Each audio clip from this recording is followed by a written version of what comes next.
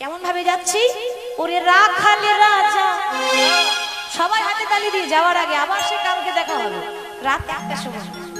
বলে দে না কোথায় বৃন্দাবন, শ্যামকুণ্ড রাধা কুণ্ড, জোর করে অনুতনি গিরি গোবর্ধন। হরি হরি বল। ওরে রাখাল রাজা বলে